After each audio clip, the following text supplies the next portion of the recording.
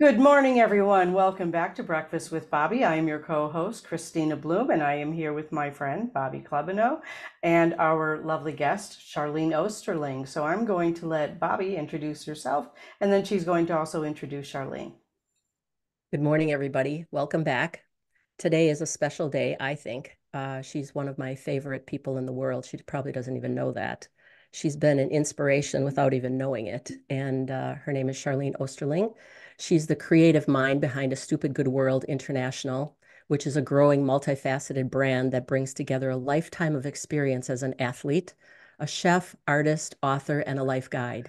After years of self-study and learning from clients, friends, and mentors, A Stupid Good World was born. This includes personal growth, spiritual and fitness tools, a fun, funky, functional, high protein fiber food line called Stupid Good Food, and a progressive, inspirational themed t-shirt clothing and livable art line dedicated to self-recognition and accepting who you are for where you are right now. Her love, passion, and dedication to maintain optimal health and fitness has led her to study not only what makes her drive and focus razor sharp, but how to teach others to the same by using life experience, purpose, and the amazing tools for her brand as her guides. After finishing a college and professional basketball career, Charlene was called by the life down the path of studying her life in order to heal past emotional experiences, conditioning, and the patterns she developed through them.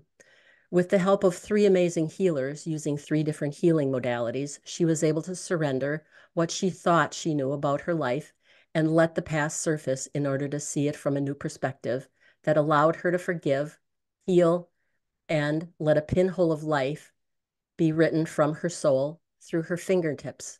Her dedication to healing through the modalities of writing, food innovation, fitness, social, and personal change, along with the study of what makes people thrive from within, has led her to challenge, inform, create, and live through the principles that give her the credentials and experience necessary to guide herself along with others through their journey to live the life dreams that are made from becoming all of who we are proposed to be.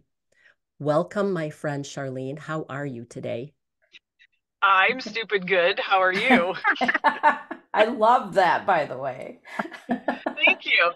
You know, I still have stuff in my freezer from you. I just love those waffles. They are the coolest thing. Oh my God. Yeah, I kind of live on this stuff.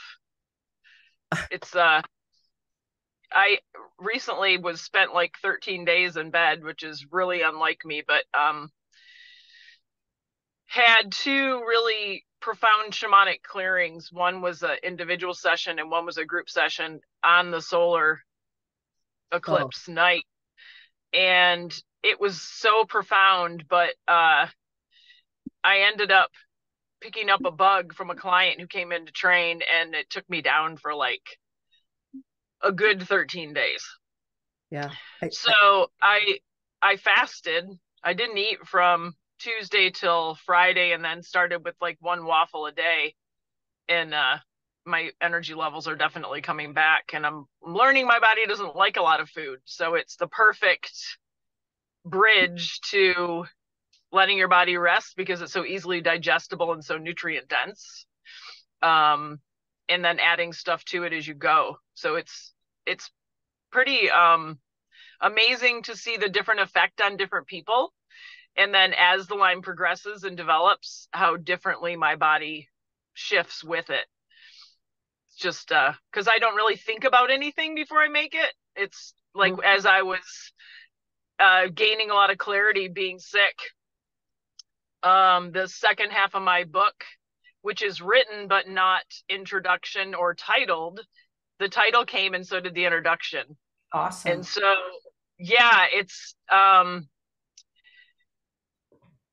of profound when you can just surrender to and not fight being sick or not blame someone because you're sick, or you just lay there and surrender and let things come. And in between the sleep, I was having all this clarity. So there really is something to juicing and to fasting and letting your body system rest. And all of a sudden your brain gut connection fires like you like it hasn't fired in a very long time, and you wind up getting all these epiphanies, which is how my book was written.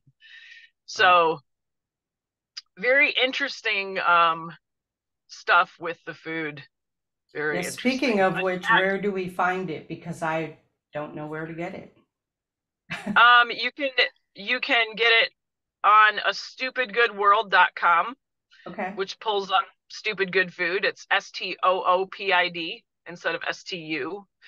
It's basically food so smart we take the U out of stupid. I love it. So yeah, stupid actually was a major fight with friends of mine in marketing. They did not like the name stupid good anything. And very long story short, I was funneling through all these other names of what I could call my new food line, and a friend of mine registered eatstupidgood.com, and I went to get in and she forgot the password, and so I went and typed in stupidgoodfood.com and it was taken. And so she said, go in and see who owns it, maybe they'll sell it to you, maybe they're not using it.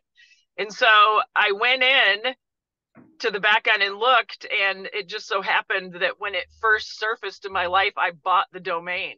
So now, like 6 years later, I own the domain. So if you need more of a sign than that, you need to have your head examined. Exactly, exactly. So the old you bought it and then the new you just got it. So that's cool. Yeah, and then this guy who I still have not met to this day, he was introduced to me through a friend in Miami, and then we just were having these amazing conversations. He's very well connected to some big people, and he's like, let's see if we can't set up a meeting with this guy in Chicago named Laird Koldyke, who's one of the managing partners of Winona Capital, who funded Chipotle and Wild Oats. And I'm like, well, that sounds like a good person to run all this by. So he set up the meeting. The day before, I overnighted them a box of stupid good food with a card, and we got on the conversation. It was him, his assistant, and this guy Ed.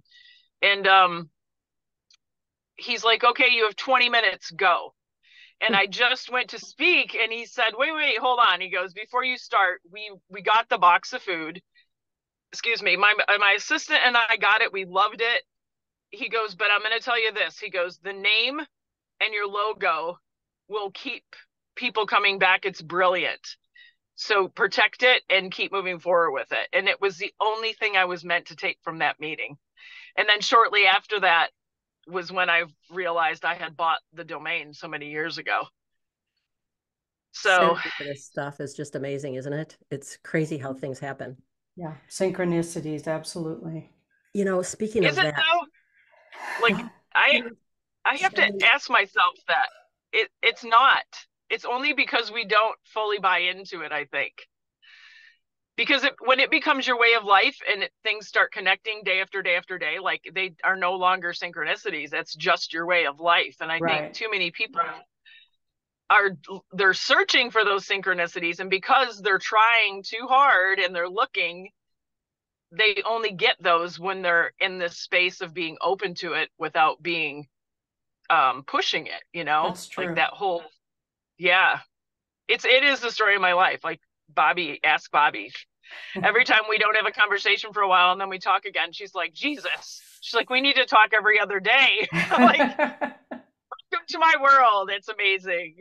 well, you really, I'm so fascinated with for lack of a better word, your lifestyle because of the way that you manage your life and you follow that internal guidance all the time. It's crazy. If most people, at least for me, I have one foot in this world and one foot in the other world, and knowing where to be at any given time, but you are constantly in that sweet spot all the time, it seems.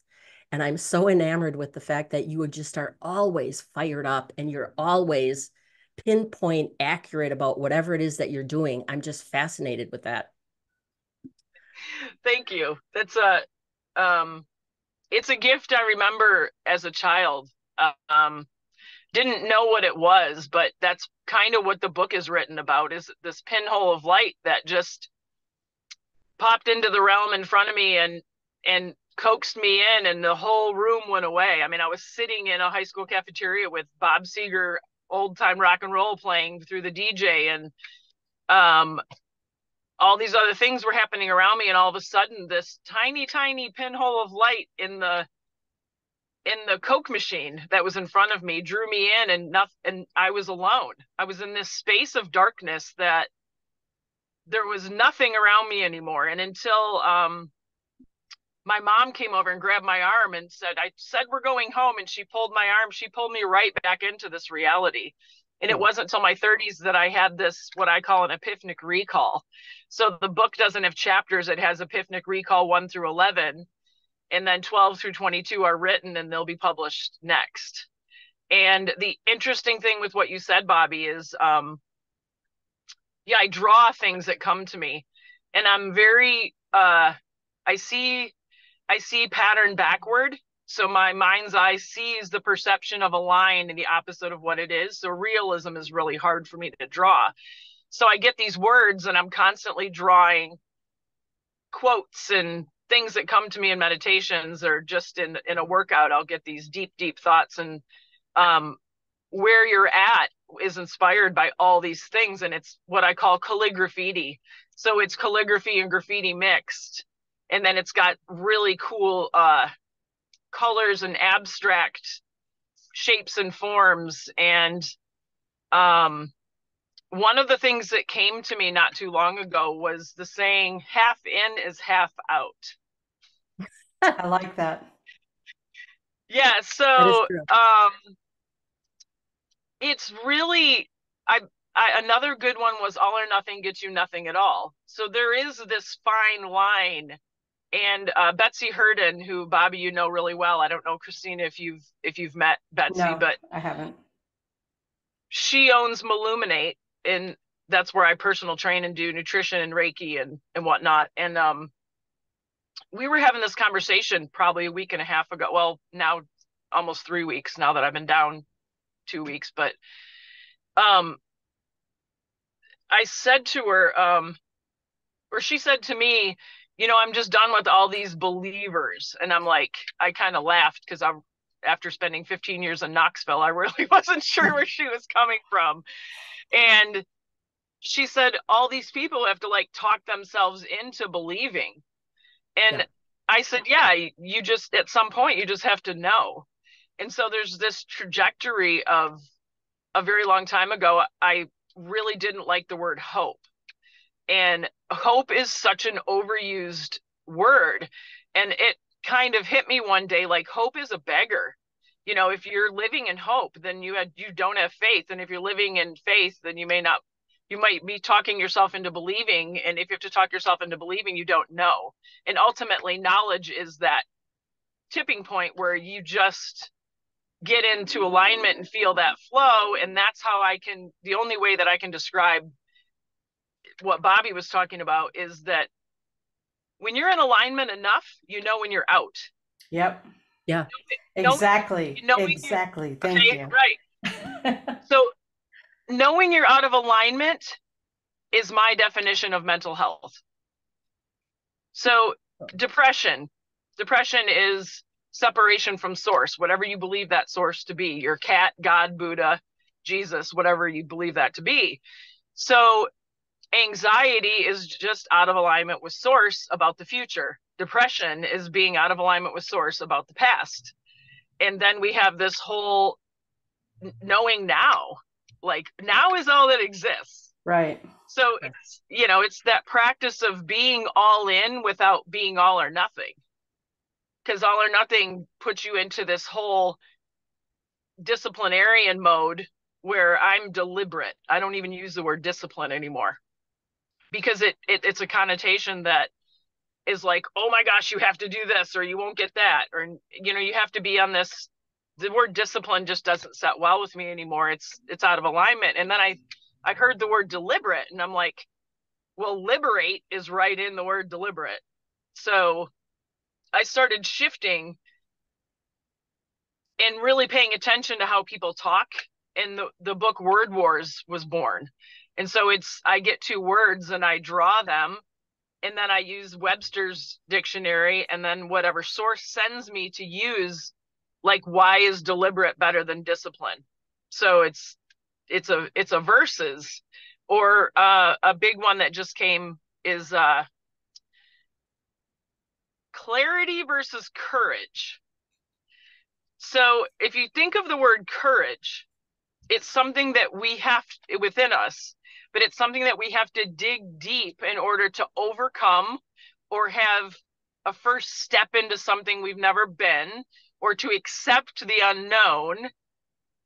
So when I'm asking for courage, I'm also asking for that challenging situation to come to fruition. Exactly. When I have when I have clarity, yeah, I have all the answers in clarity.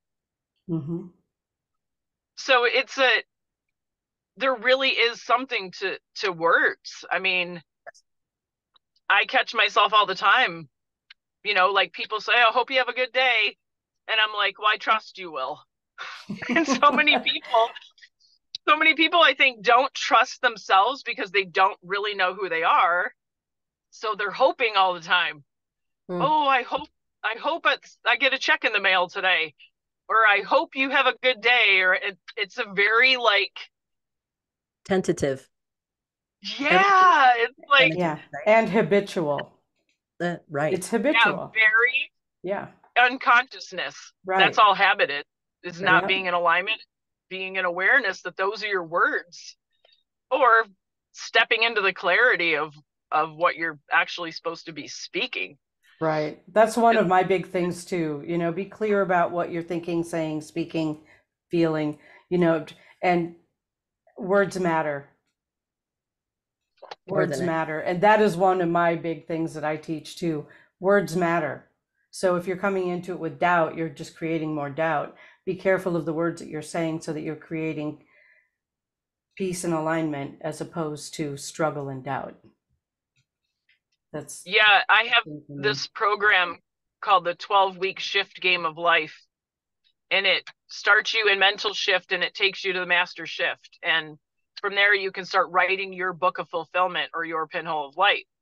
And I had this client, and every time we would meet, she would still be in hope mode, and like the third weekend, she kind of got a little bit testy with me, and she's like, "Why is it I feel like I can't say anything right around you?" And I started laughing out loud, and I said, "Remember, I'm just your guide. I'm not here to tell you to do anything. I'm your shift Sherpa. So I'm guiding you through the process, through your past experience, through my life experience, and through what you want to experience, how to get to that place." And I said, "Your words aren't wrong." I said, "But if you're trying to get to a better place, mentally, physically, spiritually, the whole nine," I said, "it starts with how you think, and how you think comes out of your mouth." Yes. Like, yep. That's a true no-brainer, right? Like, right. Freudian slip, what is that? Freudian slip is just speaking your truth. It's just a polite way to say, "Oh, I didn't mean to say that." Well, of course you did. Sure. You just don't know it. So yeah, I subscribe to that fully. Like, and when you give yourself the trust that you need, you trust others easily. When you start to believe like anything at all is possible, because all these synchronicities start taking place in your life, you crave it. And it's really, really hard to go back because you've had it so good. And to me, it's a lot more work to take steps backward and then have to backtrack. Absolutely. Come back to a place of neutral. Yeah. And then it's this, now you're in a hurry to get where you're going, and then nothing really ends well from that. So, you know, I watch you grow and maneuver through life, and I've seen a couple of incidences where, you were not really, you just knew what you had to do and you just do them. Most people get in a focus point of, like we were just talking about, very indeterminate kind of thing. I don't really know what I'm supposed to be doing. I've just never seen anybody so driven and so focused. You don't let anything else outside of your path get to you. And that's just so remarkable, I think, that you just keep going and doing. The other thing I'm really enamored with is the fact that you get up at, I don't know, 3:30 in the morning and go work out. Yeah, that wasn't always the case. The only thing that would get me out of bed would be basketball.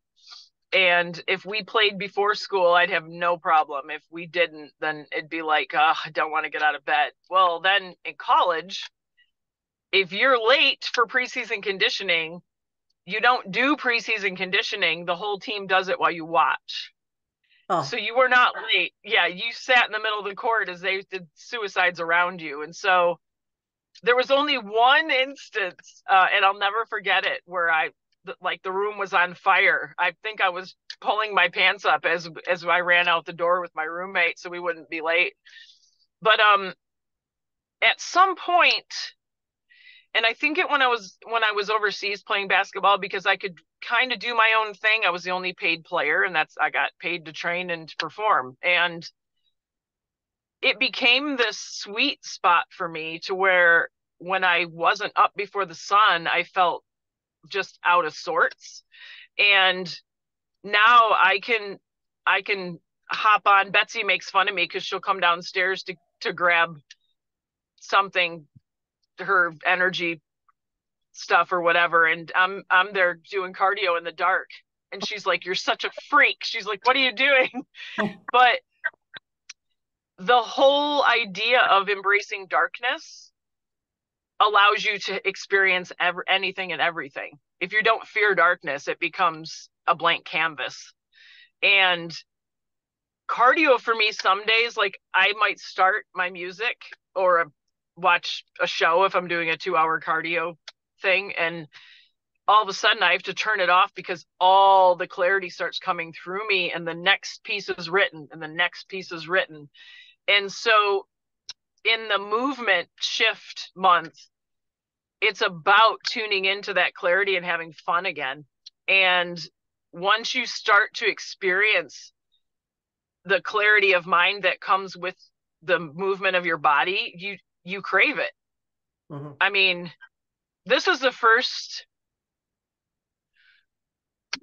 2 weeks of my life since I don't even remember that I did not look forward to getting out of bed, like being that out of alignment with everything physically. And then having the clarity coming back, through the time that I spent just surrendered, laying flat on my back because I felt so bad. It was like I just said, "Okay, show me why I'm here," and so it's taken me 2.5 weeks to enjoy getting up before the sun again, just because, like, even today I just didn't have my normal workout. My heart rate wouldn't catch where it was supposed to be for me to get deep breaths, and so I just got about a fourth of the way. I went outside with dumbbells over at Veterans, and there was a picnic table I'd never seen before, and it was like, "Okay, you're just gonna lift right here." So I stopped and lifted on the picnic table and had a really good workout, as much as I could enjoy it, and walked back, and it was done.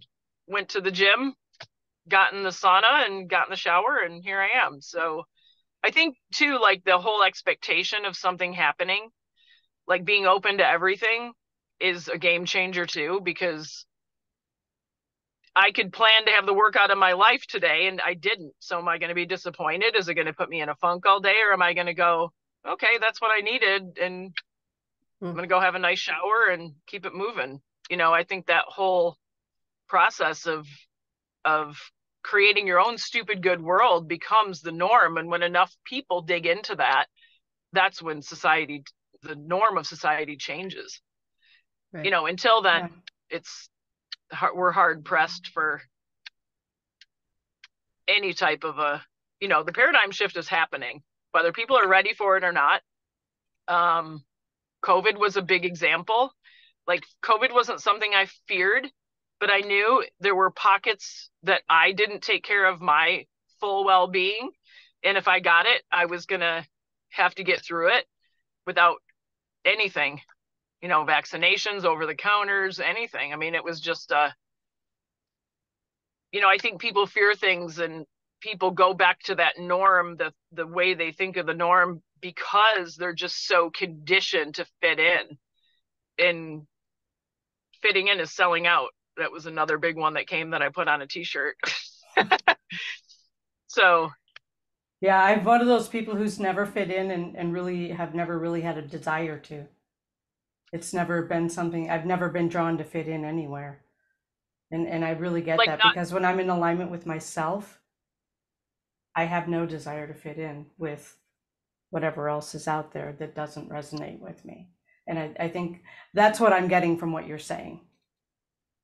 Yeah, I wanted to fit in though. Did you? Oh yeah, I wanted to walk in the back door so I wouldn't be noticed, because I didn't know what people were looking at. It wasn't till I had clarity on what it was that people were actually looking at. On a bad day, people staring at me would drive me home, and I wouldn't leave home the rest of the day. And that was even in my 30s. Wow. I mean, oh yeah, it was like, uh when you're not aware of things, you don't know how different you are from how you know yourself to be. Right. And I think as kids we all want to fit in at some point. I think that's part of maybe something we bury, and as adults we don't realize all we wanted was to fit in, and don't realize we're all born to stand out. But so many people don't get to that point because they can't deal with being that uncomfortable. Right. And really, it's not owning your power and not having clarity of who you are that makes how everyone else treats you uncomfortable. Right. Like it's really that simple.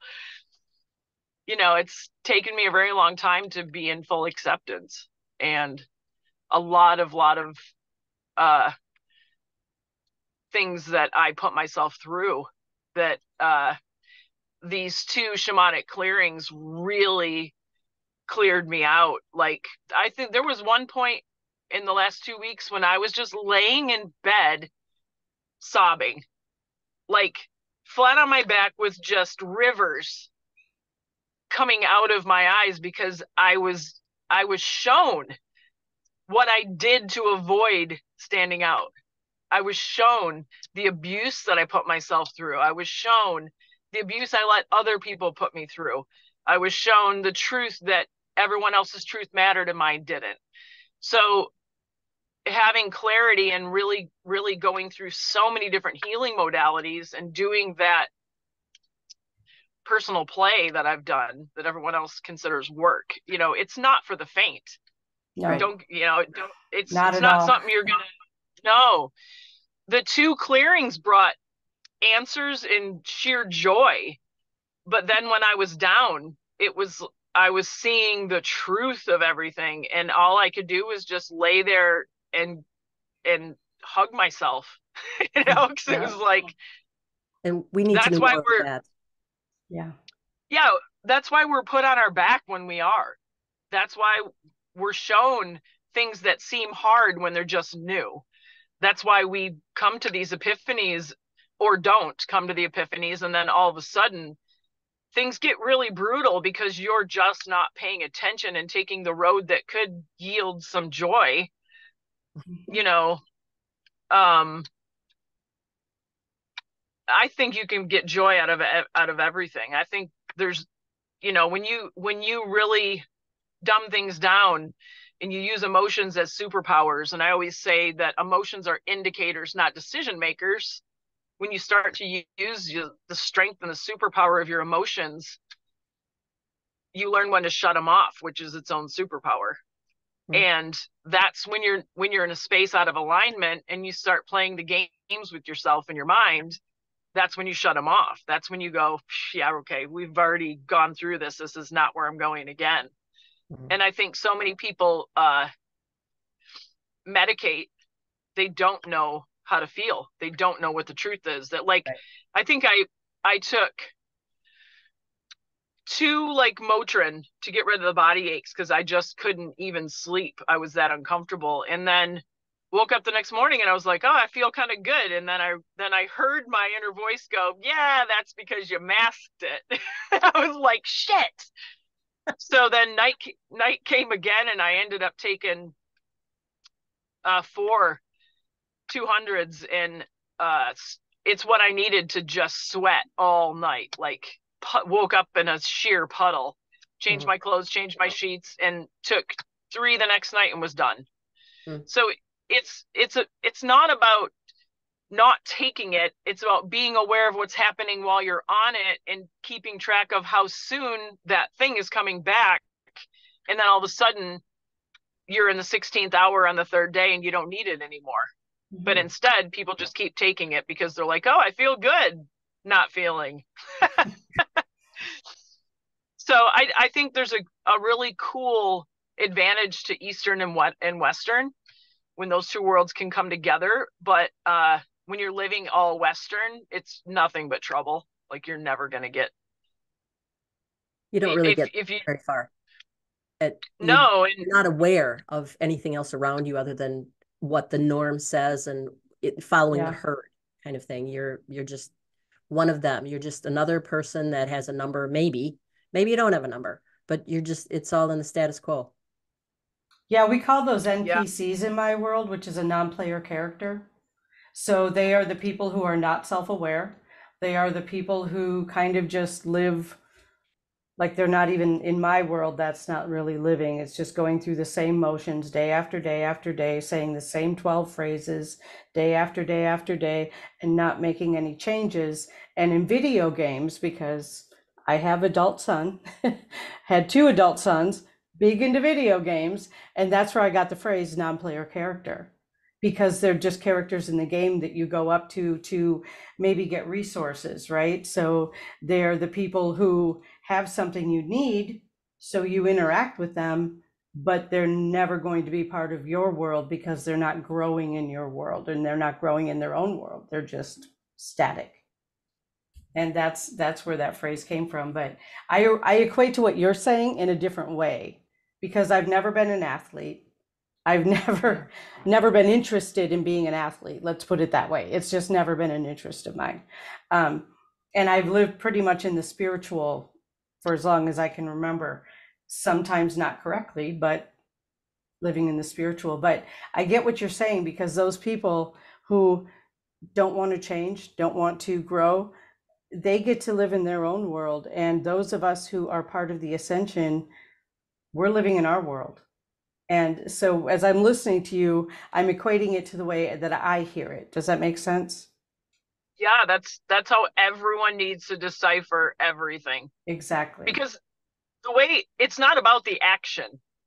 It's about the feeling of alignment, wherever it takes you to get there. Like in truth, not like, oh, I feel good today. It's like, that's where, if I could even explain focus, to Bobby's point, like that's the sweet spot that I crave. Yeah. And now this word flocus came. So it's flow, staying in flow in focus is flocus.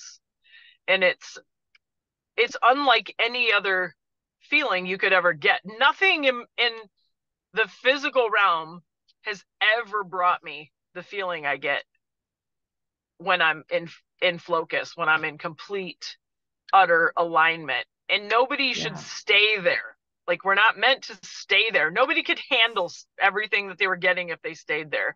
And that's, I think, where I was knocked back so far this time, being with the virus and those clearings. Like, there was a lot of information in the shamanic clearing I did before the eclipse, like answers to things I've wondered my whole life. And it's the 3rd time my dad's appeared in one of my past lives. Wow. So yeah, it was powerful, like gaining more and more clarity on how close we were when he was still in his physical body. And now that he's crossed over, like things that I told him and things that I experienced where I could tell he wanted to believe me, but the human side of him was like, okay, I'm just going to take this for what it is. He's now laughing at me going, I totally get it. He believes all of it because he's in the realm of it. He's Right. like, yeah, it's really gives me a freedom to be my 12-year-old superhero self more and more and more every day. And it's not about age. It's not about, like, to me, age is a number of experiences, and every experience, no matter how you define it, if it's happy, sad, full of grief, trauma, like all of that stuff without the emotion is just a tool that Mm-hmm. you can use in your experience with your own life journey and as people come into your life, because that's why people come into our lives, so we can pick up on their experience and we can share our experience. And I always say, when you speak your truth, you hear your truth. So if somebody comes into your life, it might just be to be put in front of you for you to speak your truth to hear it, because it's obviously not connecting on the internal hamster wheel. Right. Absolutely. I love what you say about the just the being in alignment, because I think that's the piece a lot of people miss. They're looking for something, but they don't know what it is. And alignment is it. I love how you say that. Thank you. Yeah, the dream I remember most of my whole life was when I want to say a teenager, maybe in my 20s. And when I was young, I used to run this dog. It was like a job I had to run the neighbor dog through the woods. And he was like my best friend. He and I hung out in the moss, in the meadows, and played games in the woods. And one afternoon, the owner's wife got into a fight with my mom, and she forbid me from ever going to their house again. And it wasn't until my 30s that I realized I had abandoned him. And it was a hard lesson. But to be in that realm with a dog, like, dogs are pretty much always in alignment unless a human has taken them out. Right. And I just, yeah, there's not enough people that even know what I'm talking about when I say alignment. Like, they might recall a magical experience, or like, have you ever had one of those days where you leave home and it's just one thing after another? I mean, like, they don't happen very often in the beginning, but then all of a sudden you're like, you don't want to go home because where else can I go? What else can happen? I don't want today to end. Well, that's pretty much how my life is now, almost every day. Like, getting to that point where nothing surprises me anymore. Or like the other day, I walked past a woman in Aldi, and she was just a peculiar character. I couldn't put my finger on it, but she was the only person, like, in this big flowy skirt with a hat on and a pencil in her mouth while she was thinking, and her glasses. And I walked past her and just kind of reveled in whatever joy she was experiencing in her own little world. And I was waiting in line about 15 minutes later, and I don't even think she saw me walk past her in the store, because she was so in her own little world. But she literally got in my face and she goes, "Thank God for joyful customers like you." She's like, "It just makes waiting in line such a joy." And I was like laughing so hard inside. I just thanked her as she walked past me, but I was like, ooh, she is living in my world. That's what I recognized when I walked by her. Right. It's, anyone else would have checked her into a loony bin, where I was like, ooh, I'm on your page. I think my Might be husband, one of my tribe. I think my husband kind of lives with concern about me ending up in a loony bin, because I do flow so much. And it's like, oh, it's okay. Don't worry about it. I got it. And he's just like, but tell me how you're going to get it. Tell me how you're going to do that. I'm like, I don't need to. Not my job. The what is my job. Yeah. The how belongs to the universe. Yeah. So, I think that's a big takeaway from the whole Abraham Hicks revolution. yeah. Is it, the how just isn't important. When you let go of the how, everything just starts falling into, like, Yeah. you can't write shit. You can't write shit of experience. Right. Like, my book seems fiction to most people. And I think too, the big thing with even like what your husband experiences with you, um, in the second part of my book, what surfaced was like, when you own and live and speak your truth, when you consciously make an effort to do that, there's no more scapegoats. There's Right. no more hatred. There's no more verbal abuse, because people are just speaking their truth. And when you're in alignment, you're ready to hear it. When you're not in alignment, you're not. And then you take it personally. Right. Yeah. And so the acronym STEP is something I keep very close to me. It's stop taking everything personally.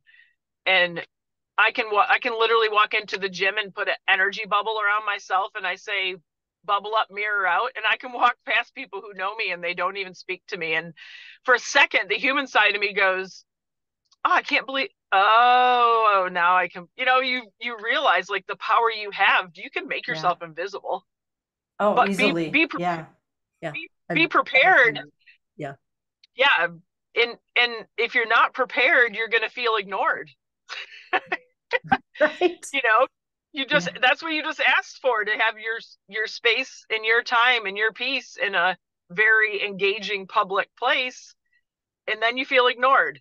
That's understanding your truth right there. Right. Because I think some people go to public places just to feel desired, or to feel acknowledged, or to feel something, Connected. because they don't, they can't give it to themselves. They're out of alignment.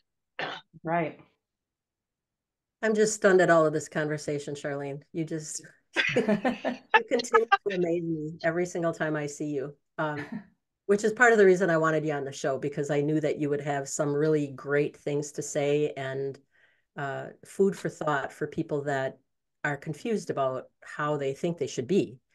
And seriously, now, I remember the very first time that I met you, and we were at a function learning about an after-school program. And I really didn't, I was just going there to just view it. I really wasn't going there to participate. And so being in the energy of all of that, but when you stepped up, I couldn't help it. You just have this glow about you that people want to be near you. They don't know why. And that's probably what you were experiencing when this lady said, oh my God, it's so nice to see happy people. You just exude that, and you draw people in. But I think, your spirit is, you've worked so hard to be in that realm of following your bliss all the time. And I don't mean that in some crazy kind of, eclectic way that everybody talks about, but you have worked so hard to get where you are. And the interesting thing about you is that you don't let anything stop you, which is what most people experience. They're constantly derailed. They're constantly listening to other people. And I am really, that's my thing too. I've always been listening to what other people think. Somewhere along the line, you have to stop that. You have to just do what you think is right and follow your own path, and know that what you're doing is right for you. Yep. Yeah, that's the 8. It's the 8%. Mm-hmm. I realized not too long ago. I don't even remember what I was looking something up to do a 10 talk at the Mind Body, one of the expos, and I changed the mission of A Stupid Good World to increase the 8%. And 8% is the number, the percentage number of humans that actually fulfill a purpose and leave a legacy. And there's the 92% would rather die trying than actually let go to the ease of flow of believing and knowing that's what they're put here to do. Because it's you have to be pretty confident and self-aware, especially when it's something like A Stupid Good World. Like, I was never drawn to pink as a kid. Okay. You couldn't get me to wear pink, to look at pink. Now I'm a fuchsia and purple and blue-aholic. And it's because I'm allowing myself to experience my inner child. Right. I don't have to shut it down anymore. There's a Picnic Recall in my book. It's called Dorothy Hamill Haircut. And it's about the day that my mom took me in the backyard and sat me up on this stool and put a bowl around my head. And at the time, I had long blonde pigtails. And I watched, like in slow motion, the tendrils of hair fall down and just boom on the ground. And that was the shift where I embraced my masculine energy. That took me from probably becoming this long blonde haired pigtail wearing tomboy to being mistaken for a boy until I was like 14, 15, and even into my 20s and 30s. The better shape I got in, the more people asked me if I was a man or a woman, because I'm 6 foot tall and I build muscle and I'm walking around and people are like, that has to be a man. And that put me under for a very long time. Yeah. It put me under.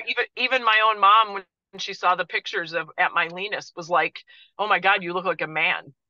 I mean, obviously she is not my favorite person in the world, but there were certain things that she did because she didn't do the work to heal. She just wanted her life of her really horrible childhood to just disappear when she married into her own life. And it took its toll on all three of her kids. And my book, a lot of people who know me were like, I can't even believe you threw your mom under the bus. And I'm like, I can't throw my mom under the bus. I'm like, I'm speaking about my experience. If you're taking it personally for my mom, then you need to go do some healing. Like the first person that reviewed my book on Amazon was a major gut-wrenching knife to my heart, because she's like, there's nothing extraordinary about this woman or her life. She's just another adult with mommy issues that needs to get over it. And so I read that and I really had to sit with it. And my inner guidance system reminded me, you didn't write the book to feel judged. You wrote it so other people could assimilate your experience to theirs and know it's okay that you don't get along with whoever birthed you. Like the connection I had with my dad ran so deep that I didn't need a mom, but I needed a mom.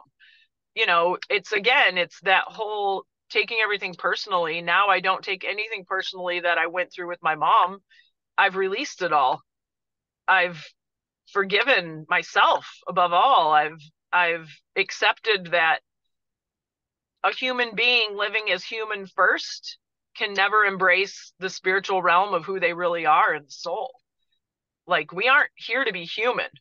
We're here having a human experience to bring a purpose to life that no one else was given the blueprints to do.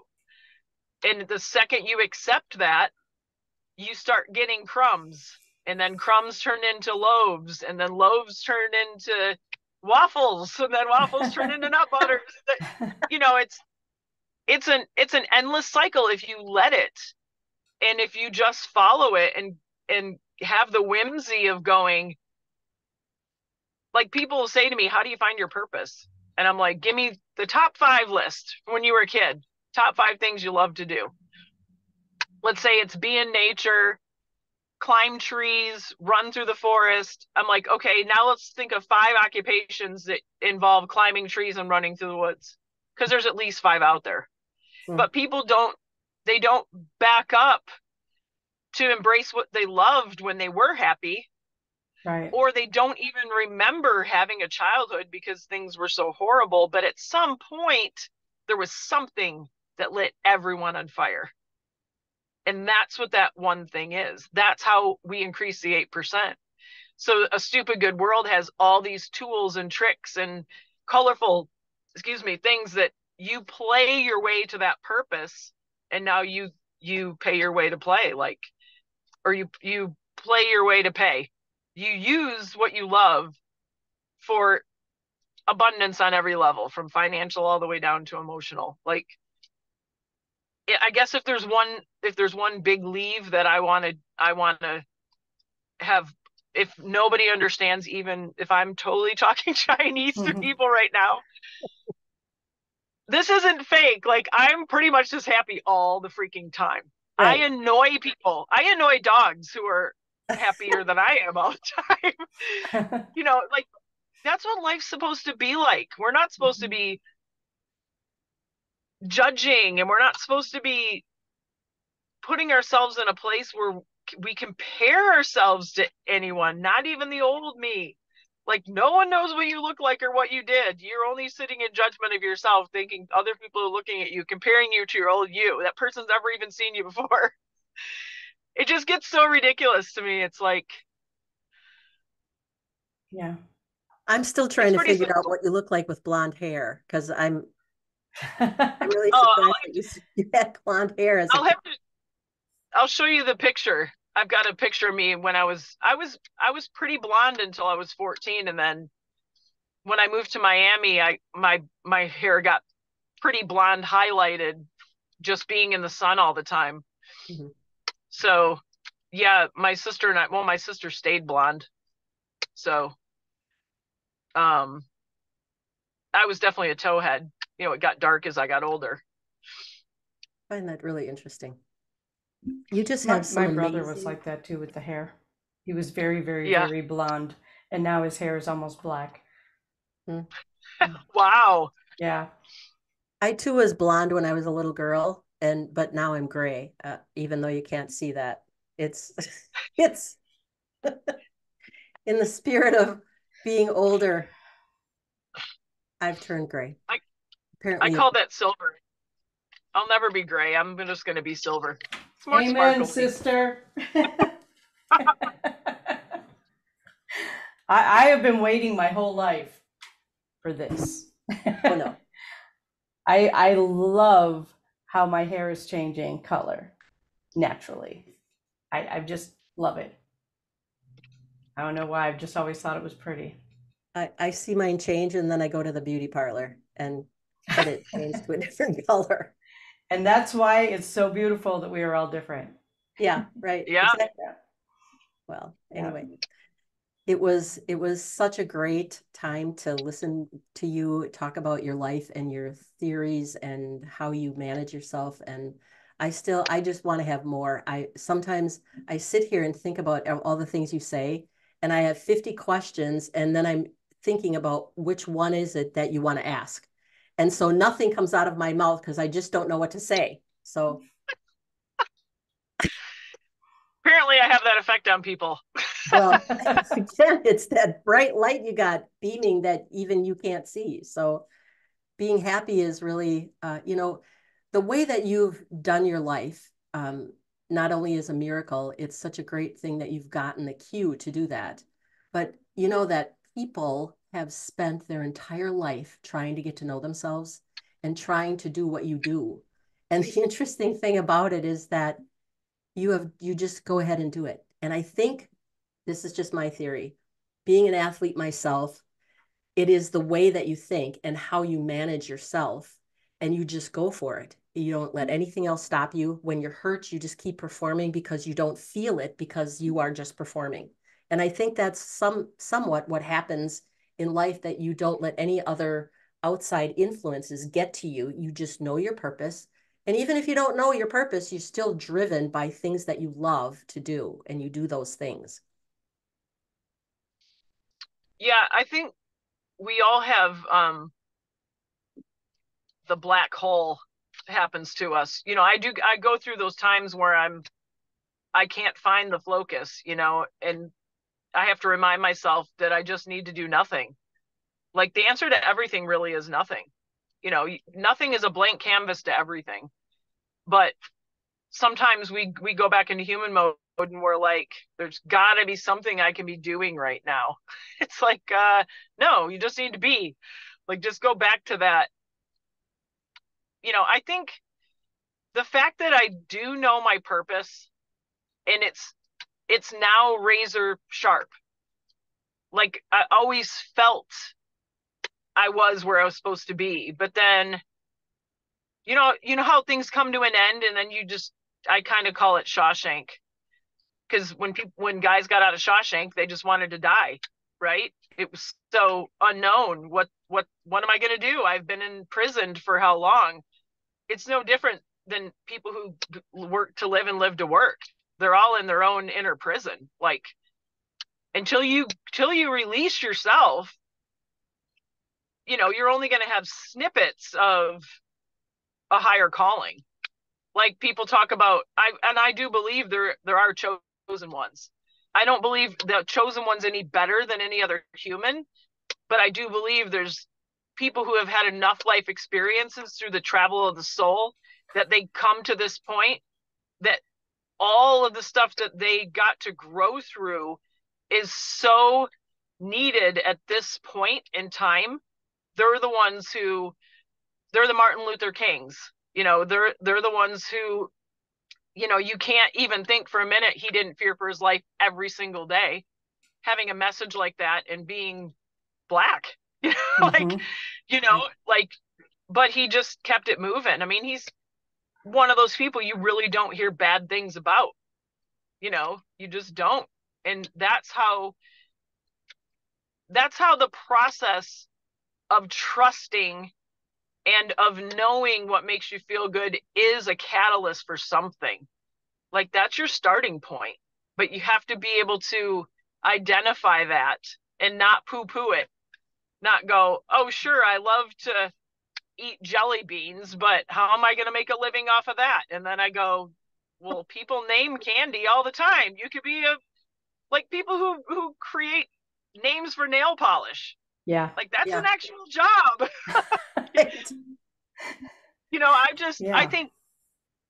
I think my niche, what makes me really different is that I'm not here regurgitating information from anything but my own blueprints. And people who regurgitate information from other people's blueprints are useful, but they're not chosen. Does that make sense? Yes. Like Walt Disney.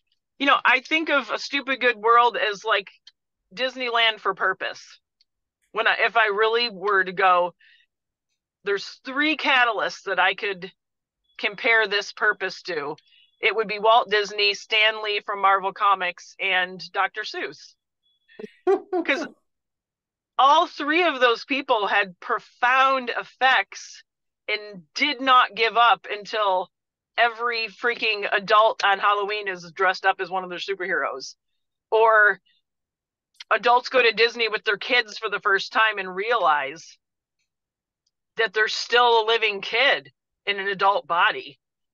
Or Dr. Seuss, who made no sense at all. I mean, come on. Green eggs and ham, like that would take you straight to the infirmary with food poisoning for most purposes. It is, to your point, Christina, like everything that you speak and say matters, and everything that you do matters, including what you don't do. Yes. And when you live your life with that conviction, how do you not fulfill a purpose? Exactly. Yeah. Because I think Bobby had some really good points too. It's that people are afraid, or maybe just don't even think that they have something to offer. Well, I didn't mean to cut you off. I'm sorry.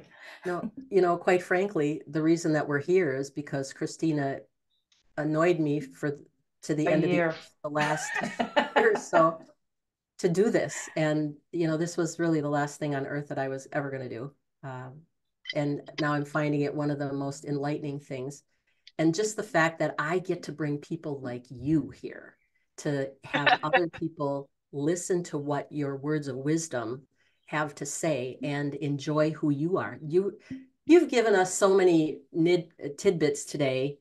And my other question to you is, and this is really an obscure question. We all have been here before, and we're all doing kind of the best that we can.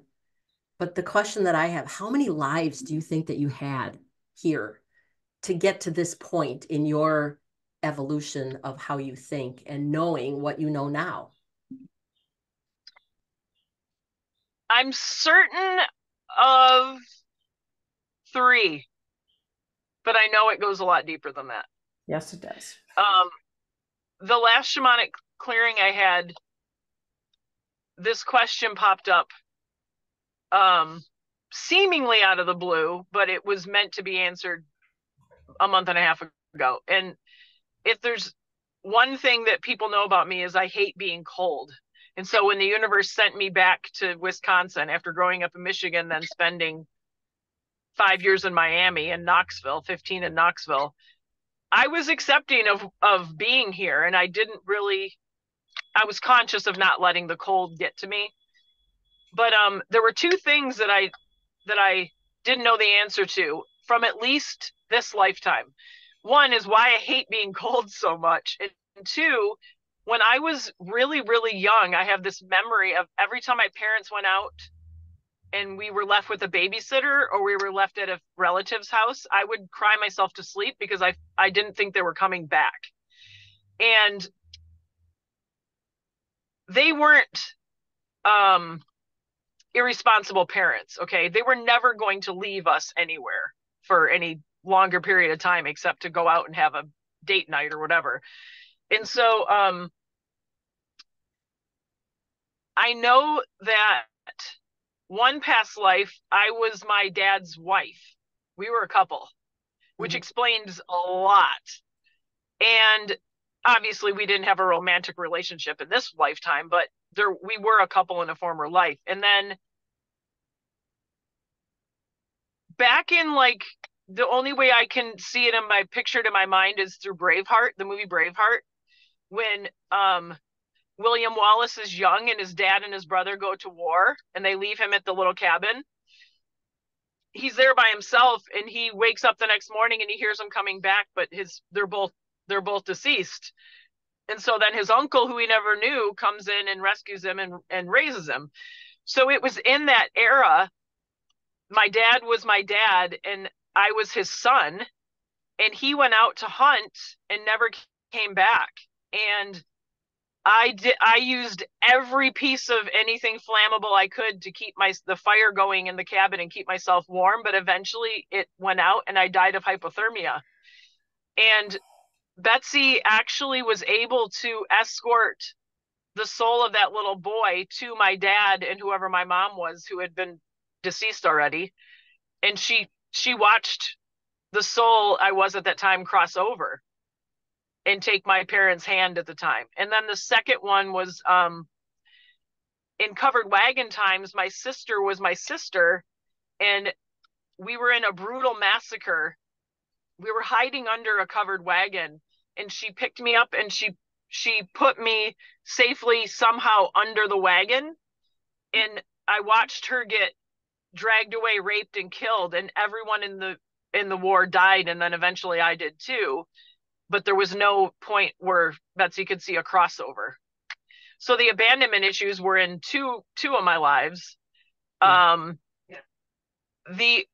other 2, when I was my dad's significant other, when I was my dad's son, when I was my sister's sister in Covered Wagon times, and then another one I was homeless, and another one I was a ballerina. And when I was homeless, I would, whenever I got my hands on food, I would scarf it down as quick as I could because I didn't know when I was getting more. And when I was a ballerina, I would throw up because I had body dysmorphia, which explains how deeply rooted I chose an eating disorder to deal with some buried emotions I didn't know I had starting in my 30s of this lifetime. And so as Betsy helped me cut that cord and end the contracts with my mom, those 2 other past lives came up. So there's this one, the ballerina, the homeless, the Braveheart times, the covered wagon. So there's 5 that I know for sure. Wow. I'm sure there's a lot more. Yeah, I do know one thing though. And I don't know if this is part of my focus and my drive, but I feel like this is the last one.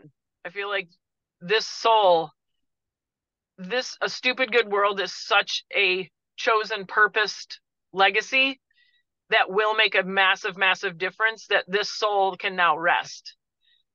So part of my, part of my acceptance of not being in a relationship since I was 25, like I got out of that and vowed never to even date a guy who wasn't on my growth trajectory or had a big purpose to leave, like could be the individual he was and allowed me to be the individual I am. So it's part of my acceptance of just traveling with me as I am and then connecting to all these like-minded souls. It's a lot easier to have that trajectory not as lonely, but I look at alone and I add an L and it's all one.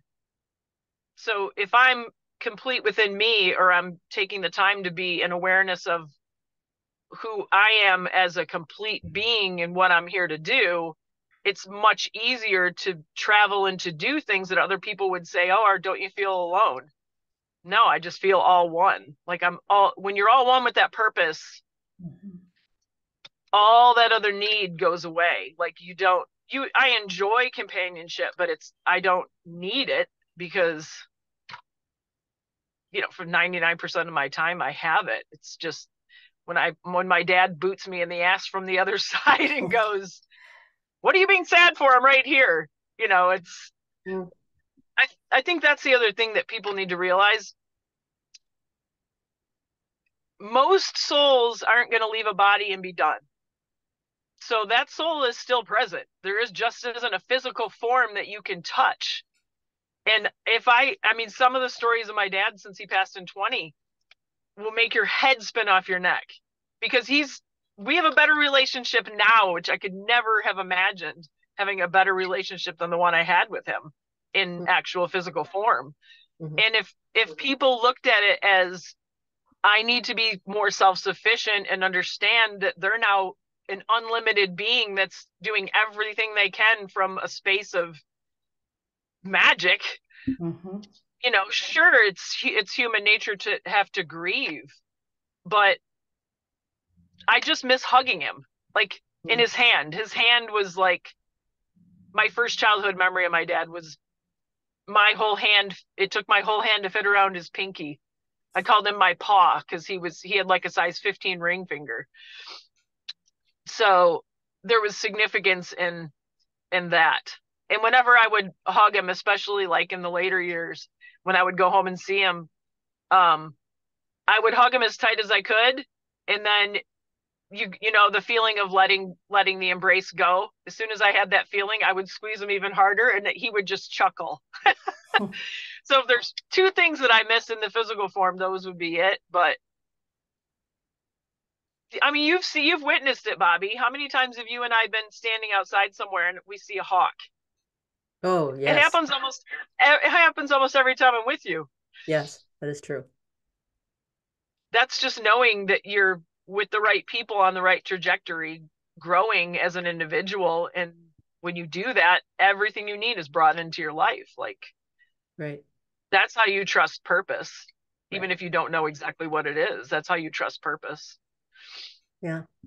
Well, that being said, you have been an amazing guest, and I'm so thrilled just to listen to you. And I would love for you to do this again sometime when you have a moment and when you're not running around. And in addition to that, why don't you tell people where they can find you, because you are everywhere, and I just love that. I now have a Shopify store called Where You're At. It's WEAR, your at symbol. And that's all the different artwork mocked up. A stupidgoodworld.com has everything from the beginning of the shift programs to the food to the clothing and everything else I've mocked up on there. Those two are Facebook and Instagram. I would say those are the four. And then awesome. The 11th of May, I'll be at the Dare to Be Aware Fair in my food booth, lighten up the world with some stupid good waffle Sammies. And then I'm on a tour that does Illinois, Wisconsin, and Michigan wellness fairs, the holistic health fairs, and they're pretty phenomenal too. So for right now, that's where I'm at. Awesome. So you are also doing a Mind Body Abundance show, aren't you? Yeah, the 15th, we are interviewing Marcus again. Okay, purpose. Now, Marcus has been on Uh, our show, oh, and awesome. yeah, I think I people knew that. Yeah, Yeah, I knew that. did. Yeah, that was a fun show. it was. Yeah, I looked. I did not. I looked like just a guest on the show, sitting here shaking my head because when you ask Marcus a question, he talks for 3 hours after that, and he said something after that. Bobby, it was really your show, and you said absolutely nothing. I'm like, yeah, because I couldn't talk. That's the point. Couldn't get a Anyway, word in edgewise. yep, it was fun. So that being said, thank you all for coming today. We are at our limit here for about an hour. And if you love us, please subscribe to the channel and please hit the notification buttons. And Christina, would you like to say anything else? Yes, share with your friends. Share, share, share, share, share.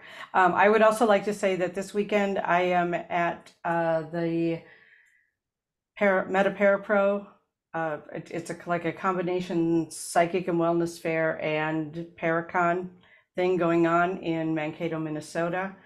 The following weekend, I am in Ashland with the same group. So we will be in Ashland, Wisconsin doing that fair. And after that, I don't know, I'd have to look at my phone, but you can check me out at my website at christinabloom.com. Thank you for everything. It's been a Yeah. pleasure. Thanks, We'll see Charlene. each other Oh, soon. thank you for having me. I'd love to come back. Yeah. Excellent. Thank you. Take care. Thanks a lot, you You guys. too. Have a Bye-bye. great week, everyone. Mhm.